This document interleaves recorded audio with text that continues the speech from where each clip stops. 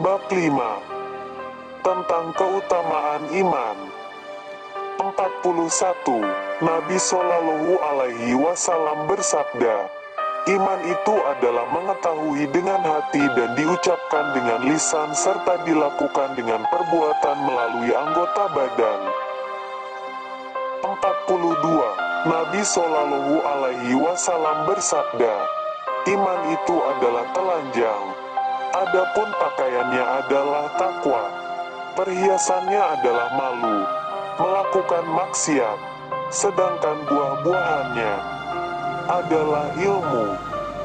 43. Nabi Shallallahu Alaihi Wasallam bersabda, tidak sempurna iman seseorang yang tidak memiliki sifat amanat. 44. Nabi Shallallahu Alaihi Wasallam bersabda, tidak sempurna iman salah seorang dari kamu semua, sehingga dia mencintai saudaranya sebagaimana dia mencintai dirinya sendiri. 45. Nabi Shallallahu Alaihi Wasallam bersabda, iman itu berada dalam hati orang mukmin. Tidak sempurna iman itu kecuali dengan menyempurnakan amalan fardu-fardu dan kesunahan-kesunahan. Iman itu tidak akan rusak, melainkan dengan kekejaman, mendustakan terhadap kefarduan dan kesunahan-kesunahan. Maka barang siapa yang mengurangi, meninggalkan kefarduan tanpa mendustakan, dia disiksa atas kekejamannya, kedustaannya. Dan barang siapa yang menyempurnakan kefarduan, maka dia wajib masuk surga. 46. Nabi Shallallahu Alaihi Wasallam bersabda, iman itu tidak bertambah dan tidak berkurang, tetapi ia mempunyai batasan dengan menyebutkan banyak sedikit cabang-cabang keimanan. Jika iman itu berkurang, maka dalam batasannya saja. Adapun pokoknya adalah bersaksi bahwa tidak ada Tuhan melainkan Allah yang Maha Esa.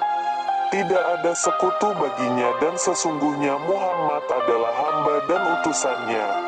Mendirikan salat, memberikan zakat, puasa Ramadan, haji dan mandi janabat.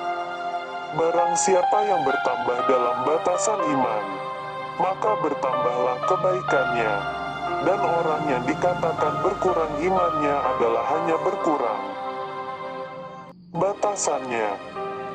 47.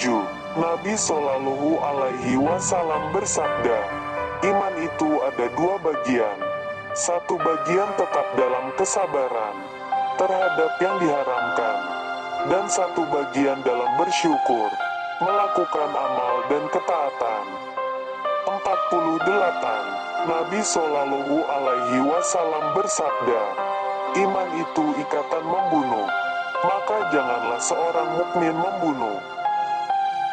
49. Nabi Shallallahu Alaihi Wasallam bersabda, Allah menciptakan iman dan menghiasnya serta menyanjungnya dengan murah hati dan rasa malu.